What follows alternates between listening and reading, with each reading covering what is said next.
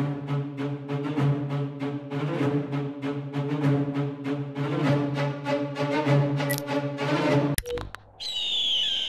जून दोपहर 2 बजे गलवान घाटी, हिमालय की ऊंचाइयों पर भारतीय सीमा का एक सुदूर वीरान इलाका।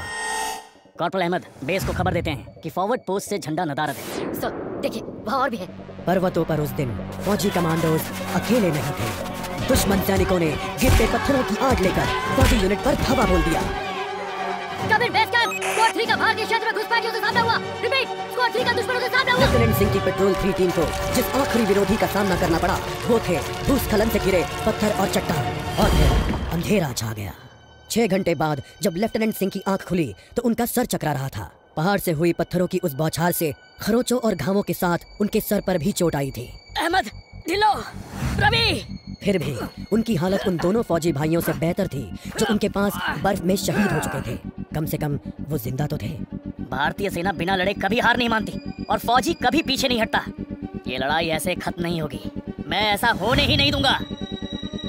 बहादुरी, भाईचारे और भारत के लिए फौजी।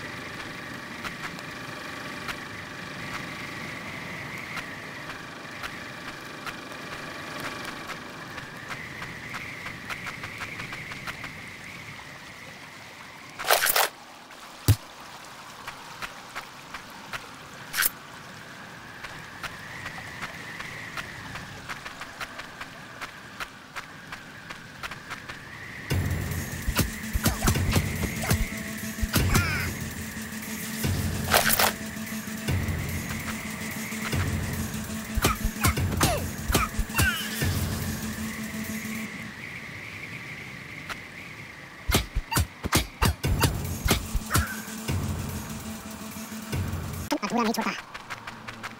बॉर्डर नजदीक ही है। मेरे साथी ज्यादा दूर नहीं होंगे।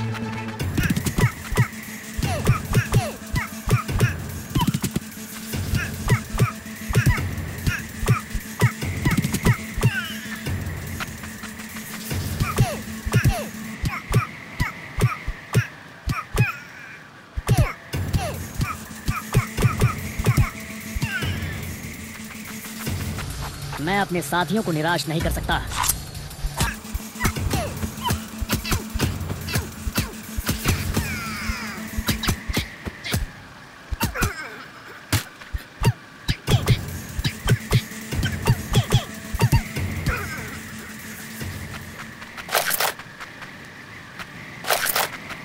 भाइयों, तुम जहां भी हो, मैं तुम्हें ढूंढ। LAC की गलत तरफ एक कैंप, लेकिन हो सकता है कि लेफ्टिनेंट सिंह का स्क्वाड वहां कैद हो।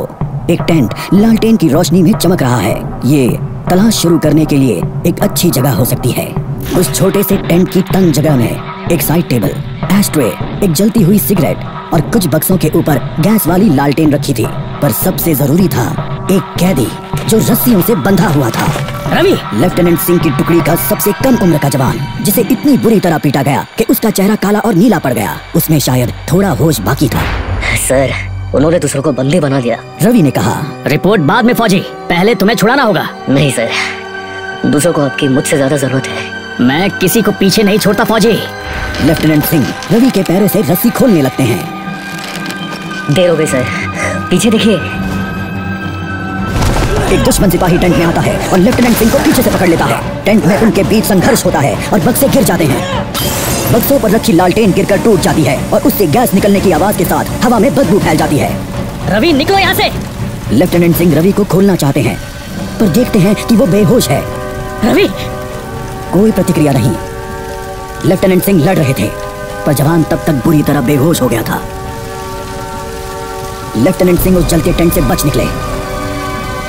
नहीं सर, दूसरों को आपकी मुझसे ज्यादा जरूरत है। रवि के ये शब्द लेफ्टिनेंट सिंह के कानों में गूंज रहे थे।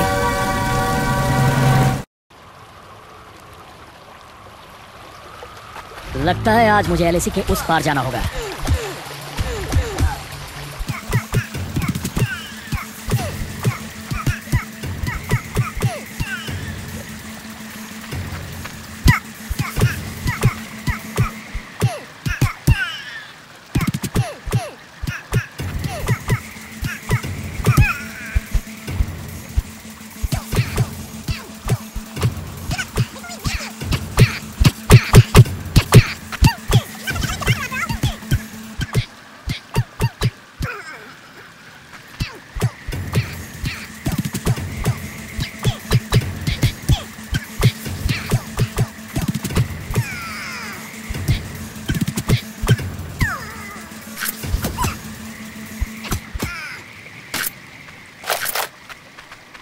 एक आखिरी कोशिश और फिर हम सब घर जा सकते हैं।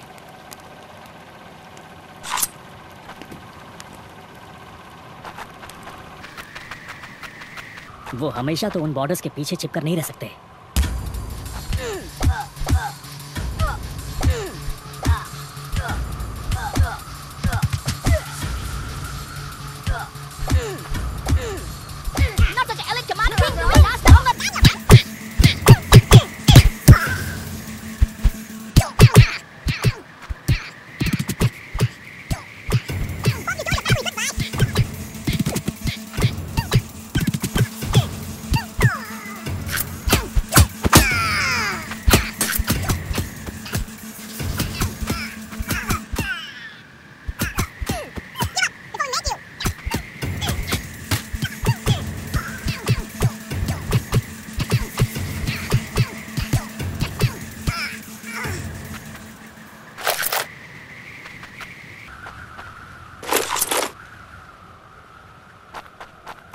अपने भाइयों को बचाना मेरा फर्ज है और उन्हें पकड़ने वालों को मारना मजा। उन्होंने मेरे आदमियों को जहां भी कैद करके रखा है, मैं पता लगा लूंगा।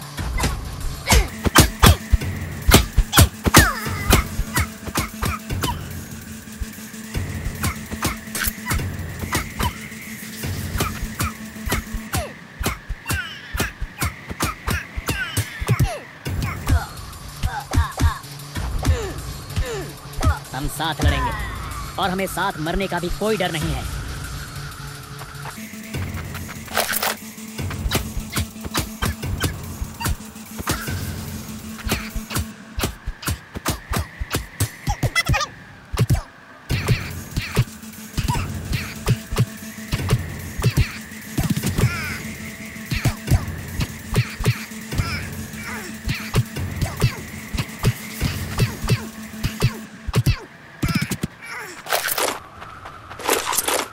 अगर मैं मरा तो मैं उन्हें याद रखने के लिए कुछ ना कुछ देकर मरूंगा।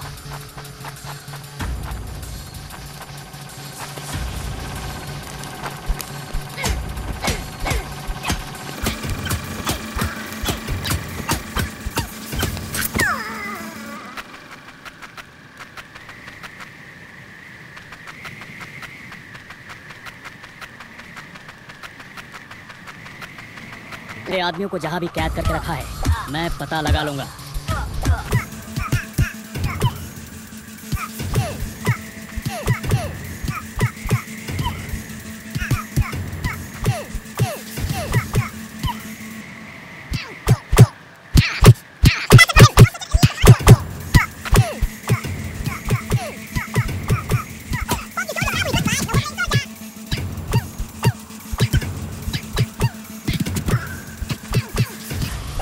हम साथ लड़ेंगे और हमें साथ मरने का भी कोई डर नहीं है।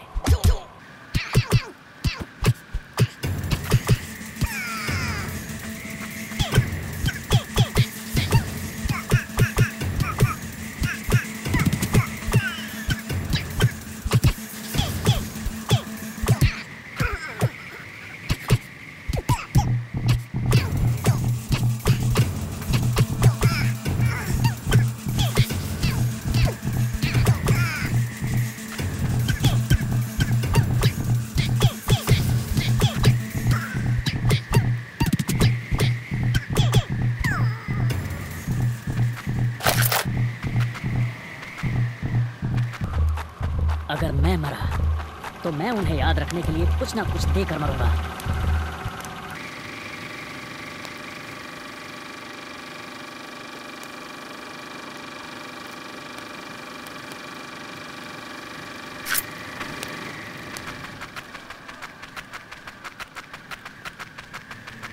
मैं अपने आदमियों को ढूंढ कर ही दम लूंगा, चाहे कैंप में उनकी पूरी आर्मी ही क्यों ना हो।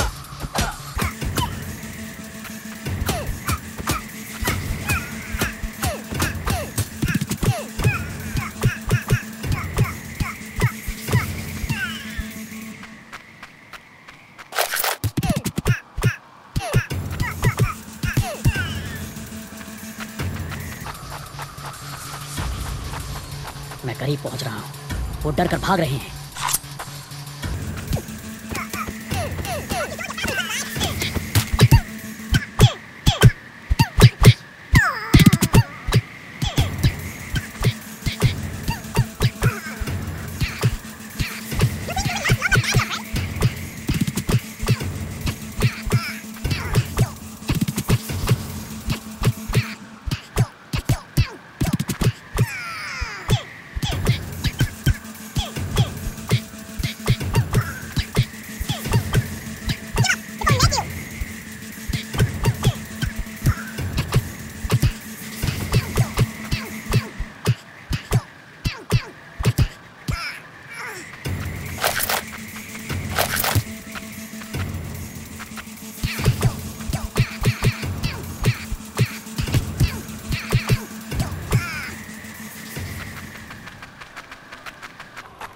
LAC के इस पार आना उनकी सबसे बड़ी गलती थी। अब बस यही अंत है।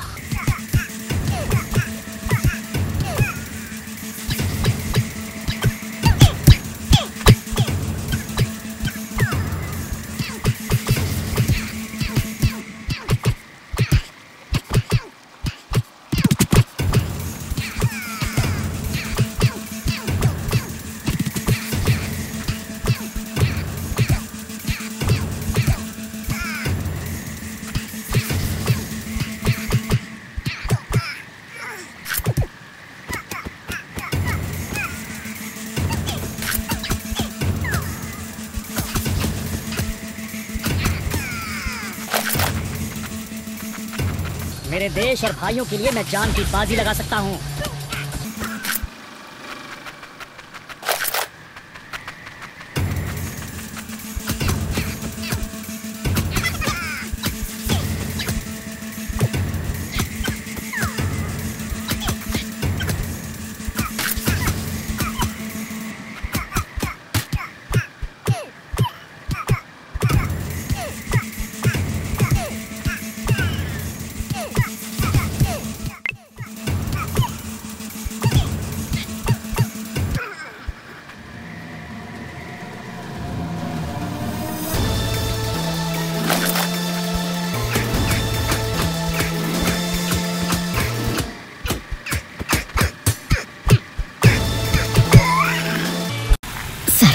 मुझे तो लगा कोई नहीं आएगा। निडर और एकजुट, भूलना मत अहमद। बस एक काम करना बाकी है, इसे इसकी सही जगह पहुंचाना है। रवि, करण, सुनील और जावेद के लिए वो इसे घर वापस पहुंचाने के लिए शहीद हुए। सर, आज आपने मेरी जान बचाई है। समझ नहीं आता मैं आपका शुक्रिया कैसे अदा करूं। मुझे शुक्रिया मत कहो अहमद, फौजी यही तो करते हैं। जहाँ भी भारतीय ध्वज लहराता है वहाँ हम अपनों की हिफाजत करते हैं। मुझे गर्व है, मैंने आपके साथ इस देश की सेवा की है सर। अभी काम खत्म नहीं हुआ है, अभी तो बहुत कुछ करना बाकी है।